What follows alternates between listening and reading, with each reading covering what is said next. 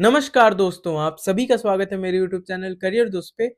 आज मैं जो आपके लिए वैकेंसी लेके आया हूँ वो डिस्ट्रिक्ट और सेशन जज कोर्ट में आया हुआ है। और इस वैकेंसी की अच्छी बात ये है कि यहाँ पे आपको कोई एप्लीकेशन फॉर्म का फीस नहीं सबमिट करना है। क्या है वैकेंसी, आज हम इसी बारे में बात करने वाले हैं। लेकिन उससे पहले आप इस वीडियो को लाइक कर ले, चैनल को सब्सक्राइब कर ले और बेल आइकन दबाना ना भूले, ताकि जो भी नई वैकेंसीज या जॉब्स की अपडेट्स आए वो आपको टाइमली मिल जाए। क्योंकि मैं डेली 2 गवर्नमेंट जॉब की अपडेट्स लाता हूँ, एक सुबह 10 बजे और एक शाम में 7 बजे।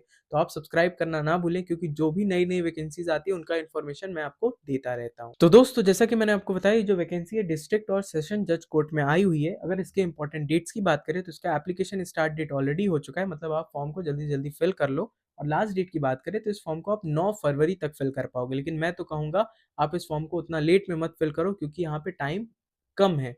अब कैसे कम है मैं आपको बताने वाला हूँ। तो अगर हम यहाँ पे एप्लीकेशन फॉर्म की फीस की बात करें तो मैंने आपको स्टार्ट में ही बताया, यहाँ पे कोई एप्लीकेशन फीस नहीं लगने वाली है। एग्जाम का बात करें तो यहाँ पे एग्जाम का डेट भी नहीं आया है। तो मैं आपको अभी सब्जेक्ट्स बताने वाला हूँ। अगर आप उसमें प्रिपरेशन कर सकते हो तो कम सब्जेक्ट्स हैं, यहाँ पे आपका वैकेंसी निकल सकती है। अब अगर हम बात करें इसके एलिजिबिलिटी की तो आइए देखते हैं। तो यहाँ पे एलिजिबिलिटी में इन्होंने बोला है जिसने भी ग्रेजुएट कर रखा है वो यहाँ पे 2 अलग-अलग पोस्ट के लिए फॉर्म फिल कर पाएगा। एक है स्टेनोग्राफर ग्रेड 3 और एक है क्लर्क का पोस्ट। तो अब क्या है पोस्ट उसके बारे में हम जानेंगे, लेकिन उससे पहले इन्होंने एक चीज बोल रखा है कि इनको मैंडेटरी कुछ चीजें चाहिए। क्या चाहिए? तो हिंदी सब्जेक्ट आपकी क्लास 10th में होना चाहिए और साथ ही साथ आपको कंप्यूटर प्रोफिशिएंसी लेवल का आना चाहिए। अब अगर हम बात करें यहाँ पे पे की, तो यहाँ आपको 25,500 के करीब में पे किया जाता है। हाँ, इसमें आपका एचआरए और बाकी चीजें भी आपकी ऐड होंगी अभी। अब दोस्तों बात करें एज लिमिट की, तो ध्यान रहे आपका एज कब से देखा जा रहा है। तो 1 जनवरी 2026 को आपका मिनिमम एज 18 साल और मैक्सिमम एज 42 साल होना चाहिए। वहीं आपकी कैटेगरी के अकॉर्डिंग यहाँ पे एज रिलैक्सेशन भी देखने को मिलेगा। एससी एसटी को 5 साल का रिलैक्सेशन और ओबीसी को 3 साल का रिलैक्सेशन मिलने वाला है। अब दोस्तों यहाँ पे बात करें सिलेक्शन की, तो क्लर्क और जो स्टेनो है दोनों के लिए अलग अलग सिलेक्शन प्रोसेस इन्होंने बताया है। पहले हम बात करेंगे सिलेक्शन प्रोसेस ऑफ क्लर्क, यानी क्लर्क के सिलेक्शन प्रोसेस की। उसमें अगर हम बात करें जो आपका सिलेक्शन होगा वो रिटन एग्जाम के थ्रू होगा, और जो रिटन एग्जाम होगा वो एमसीक्यू बेस्ड होगा। मतलब एक क्वेश्चन रहेगा और उसके 4 ऑप्शंस मिलेंगे आपको, उसी में से टिक करके आपको सही लगाना है। अब बात करें जब आप रिटन एग्जाम क्वालिफाई कर लेते हो तो आपको टाइपिंग टेस्ट के लिए बुलाया जाता है। वहां पे आपको 30 वर्ड्स पर मिनट टाइप करके दिखाना है, चाहे आप इंग्लिश में करो चाहे आप हिंदी में करो। अब लेकिन जो आपका रिटन टेस्ट होने वाला है उसमें कौन कौन से सब्जेक्ट्स आएंगे उसकी बात करें तो जीके से 50 क्वेश्चन, इंग्लिश से 50 क्वेश्चन और 2 घंटे का टाइम मिलेगा। टोटल 100 क्वेश्चन 100 मार्क्स के लिए और 2 घंटे का टाइम मिलेगा। अच्छी बात यह है कि नेगेटिव मार्किंग भी नहीं है, तो आप सारे के सारे क्वेश्चंस अटेम्प्ट करके आ सकते हो। अब दोस्तों बात करें जो दूसरी वैकेंसी यानी कि स्टेनोग्राफर वाली वैकेंसी है उसके सिलेक्शन प्रोसेस की बात करें तो वहां पे उनका सिलेक्शन इंग्लिश शॉर्ट हैंड करके 80 वर्ड्स पर मिनट होने वाला है। अब वहीं पे जब आप शॉर्ट हैंड में क्वालिफाई कर जाते हो, शॉर्ट लिस्टेड कर लिए जाते हो, तो आपको कंप्यूटर टेस्ट के लिए बुलाया जाएगा। और कंप्यूटर टेस्ट में आपको टाइपिंग टेस्ट देना है जो कि 20 वर्ड्स पर मिनट है, और साथ में कंप्यूटर प्रोफिशिएंसी टेस्ट भी देना होगा। दोस्तों ऐसे तो आप इस फॉर्म को कैसे फिल करोगे उसका वीडियो मैंने लगा दिया है, फिर भी मैं आपको गाइड कर देता हूँ। तो सबसे पहले आपको एप्लीकेशन फॉर्म को डाउनलोड कर लेना है।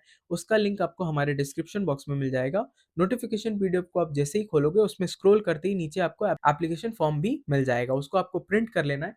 प्रिंट करवाने के बाद एप्लीकेशन फॉर्म को बहुत ध्यान से फिल कर लीजिएगा। उसके बाद जो जो डॉक्यूमेंट्स मांगे जा रहे हैं उनको आपको सेल्फ अटेस्ट करना है। सेल्फ अटेस्ट मतलब आपको अपना नीचे सिग्नेचर करना है। और करने के बाद में आपको एक एनवेलप में डाल के जो एड्रेस मैं अभी आपको दिखाने वाला हूँ उस एड्रेस पे भेज देना है। लेकिन उससे पहले आपको उस पे सुपर स्क्राइब भी लिखना होगा। सुपर स्क्राइब मतलब हेडिंग लिखना होगा। क्या हेडिंग में लिखना है? Application for the post of clerk, अगर आप क्लर्क के लिए भर रहे हो। अगर आप स्टेनो के लिए भर रहे हो तो आपको लिखना होगा application for the post of stenographer grade 3। अब दोस्तों अगर हम बात करें एड्रेस की, तो आपको इसी एड्रेस पे सेंड करना है। क्या है एड्रेस, मैं पढ़ देता हूँ। Office of the district and session जज near mini secretariat, Sohana road, sector 11, Rajiv Chowk, Gurugram, Haryana 122001। तो दोस्तों आप यहाँ देख सकते हैं ये है एड्रेस, और यहीं पे वैकेंसी आई भी हुई है। तो गुरुग्राम हरियाणा में ही आपका सिलेक्शन होगा और यहीं आप काम करने वाले हो। तो दोस्तों जैसे ही आप नोटिफिकेशन लिंक को क्लिक करेंगे जो कि डिस्ट्रिक्ट और सेशन जज के वैकेंसी के लिए आई हुई है, तो आप क्लिक करते ही इसी नोटिफिकेशन के पास पहुंच जाओगे।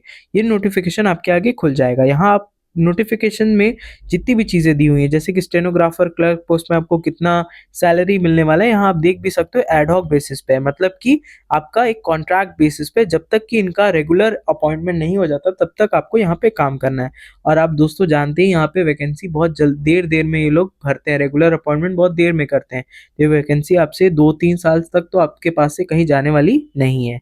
यहाँ आप नीचे स्क्रॉल करोगे तो कितनी वैकेंसी आई है वो भी आपको यहाँ दिखेगी। स्टेनोग्राफर में इतनी वैकेंसीज है और नीचे स्क्रॉल करने पे आपको क्लर्क की भी वैकेंसी दिखती है। जब आप और नीचे स्क्रॉल करोगे तो यहाँ पे मैं आपको एग्जैक्टली बता देता हूँ।